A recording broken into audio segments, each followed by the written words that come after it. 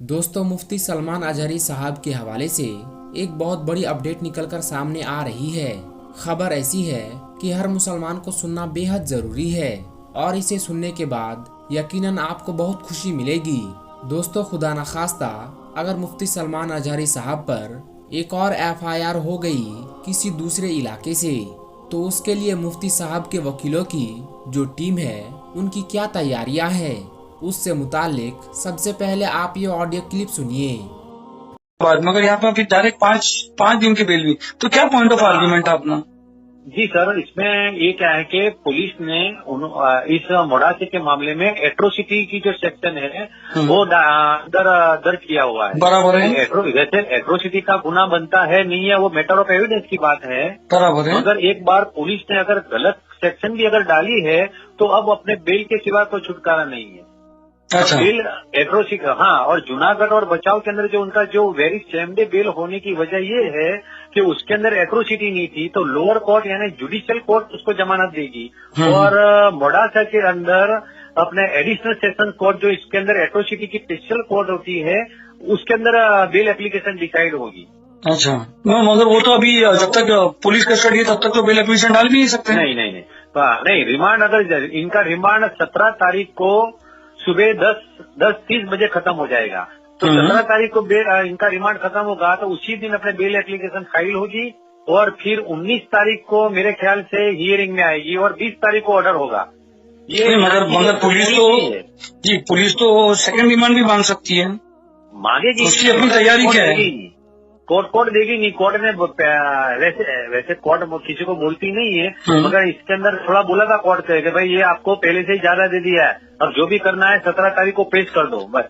अच्छा, यानी यहाँ अंदर वहाँ पर ये बात थी। आपको क्या लगता है जज साहब को, जब आप लोग ने आपका डिफेंस किया तो क्या मतलब डिफेंस था और प्रोसिक्यूशन क्या था और डिफेंस क्या था?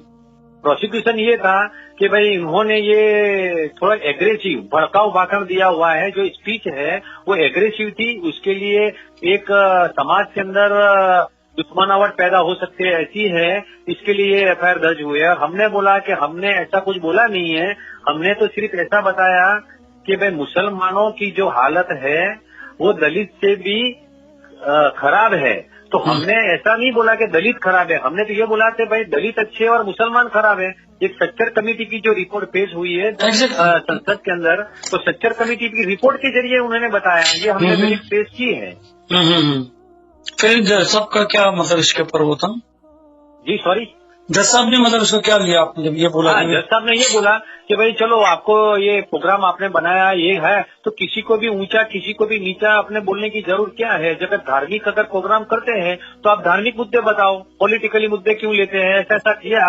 मगर ये पुलिस जो है यूं कि भाई ये हजरत है, ज्यादा दिन तक जेल में रहे, इसके लिए रिमांड के लिए गलत इश्यूज लेके आए कि भाई इनके पास फंडिंग कहाँ से आता है, ये कहाँ से आए थे, बॉम्बे से यहाँ किस तरह आए, मोड़ासा के अंदर उन्होंने उनको कितना पैसा दिया गया, ये कोई इसके पहले कोई प्रोग्राम कोई एक्टिविटीज का एंटी सोशल के एंटी नेशन कोई एक्टिविटीज की है कि नहीं, इनके खिलाफ और कोई मुकदमे है कि नहीं, ऐसे करके अपने रिमांड एप्लीकेशन दी थी। तो अपना डिफेंस क्या था इस पे, जो फाइनेंस की बात थी कि इनको पैसा कौन देता है? अभी रिमांड अपने कम करने के लिए अपने आर्ग्यूमेंट की थी, मगर कोर्ट ने जो पहले 1 नंबर के जो आदमी था उसको 4 दिन का दिया था, इसके लिए इनको भी 4 दिन पूरे यानी 4.5 दिन तक के रिमांड दिए हैं। अब इंशाल्लाह हो जाएगा बेल तो यहीं से हो जाएगी। हमको बट आपने कहा ये मजिस्ट्रेट कोर्ट में बेल, आपने कहा कि एडिशनल जज के पास होगी। हाँ, ये स्पेशल कोर्ट यानी सेशन जज के पास ही जाएगी। अगर 3-4 दिन जैसे ही रिमांड खत्म होते हैं तो 3 या 4 जेल कस्टडी होगी, जुडिशियल कस्टडी हो जाएगी। हाँ, जुडिशियल, फिर हियरिंग होगा, उसके बाद फिर ऑर्डर होगा। अच्छा, जुडिशियल कस्टडी होगी तो कौन से जेल पे ले जाया जाएगा उनको? यहाँ मोड़ासा की जेल यहाँ अच्छी है। बाई चांस यहाँ अपने 200 या 250 KG के लिए अरेंजमेंट होता है, यहाँ जेल अच्छी है। अच्छा, फिर उसके बाद आप लोग बेल एप्लीकेशन डालेंगे वहाँ पर? हाँ हमारी तैयारी ऐसी है सर कि हम 17 तारीख को उनका 10:30 बजे रिमांड खत्म होता है, तो 17 तारीख को ही हम 1 या 2 बजे तक हम बेल हम पुटअप कर देंगे ऑनरेबल कोर्ट में। अच्छा, अगर जब तक एक और केस आ गया तो क्या करेंगे, उसकी क्या रेमेडी आपने ली है आपकी वकीलों की टीम ने? क्योंकि आपने देखा है कि एक खत्म होता है तो दूसरा आ रहा है, दूसरा खत्म होता है तीसरा आ रहा है, तो क्या आपकी वकीलों की टीम ने उसकी क्या बंदोबस्त किया है? हाँ, उसके लिए जो मुफ्ती साहब हैं उनके बड़े भाई से ताल्लुकात हुए हैं, उनके साथ थोड़ी गुफ्तगू हुई है, तो उन्होंने अभी गुजरात हाई कोर्ट के अंदर जाने के लिए और एडवोकेट से बात की है कि भाई एक खत्म होता है दूसरा होता है, तो इसके लिए कोई ठोस एक्शन लेने के लिए हाई कोर्ट के अंदर पिटीशन करने की तैयारी की है। पिटीशन करने की तैयारी है, तो ऐसे केसेस में आप क्या सजेस्ट करना चाहोगे? ऐसे केसेस में क्योंकि 3 बार उनका 3 FIR लिखी गई है, ऐसे केसेस में आप क्या सोचेंगे? हाई कोर्ट प्रीफर करते हो कि ये प्रीफर करते हो आप सेशन से बेल लेना? इसमें क्या होता है कि जब तक ये यहाँ से बेल नहीं होगी, इतने में यहाँ बेल हो जाए तो बहुत अच्छी बात है, क्योंकि यहाँ बेल हो जाएगी इतने में फिर अपने हाईकोर्ट के अंदर अपनी मैटर आएगी नहीं बोर्ड पे। इसके नहीं हाईकोर्ट में तो आप बता रहे हैं जो लोग जानना चाहते हैं, क्योंकि बहुत सारे लोग सवाल करते हैं क्या यार लोग हाईकोर्ट क्यों नहीं जा रहे, हाईकोर्ट क्यों नहीं जा रहे हैं, तो मैं जानना चाहता हूँ कि कानूनी जो हाईकोर्ट की क्या रेमेडीज है ऐसे केसेस में? नहीं, ऐसे केसेस के अंदर मान लो कि अब एक एग्जांपल दे रहा हूँ कि मान लो कि एक और FIR हो गई, तो अभी से अपने उनकी अग्रिम जमानत या हाईकोर्ट के अंदर सीधे क्वॉशिंग पिटीशन या हाईकोर्ट में स्टे लेने के लिए अपने कुछ कार्यवाही कर सकते हैं। अगर मोड़ासा के केस में भी अपने कर सकते थे, मगर मोड़ासा के केस के अंदर 10 तारीख को सैटरडे आ गया, 11 तारीख को संडे आ गया और दोनों दिन कोर्ट हाईकोर्ट बंद थी। अगर मान लो कि अपने इनको जूनागढ़ से उठाने के पहले अपने थी तो ये मामला यहाँ मोड़ासा तक नहीं आता, मगर उन्होंने पुलिस ने इतनी चालाकी से काम किया है कि 9 तारीख को FIR की, 10 तारीख को उनको लेने के लिए निकल गई और 11 तारीख को लेके आ गई।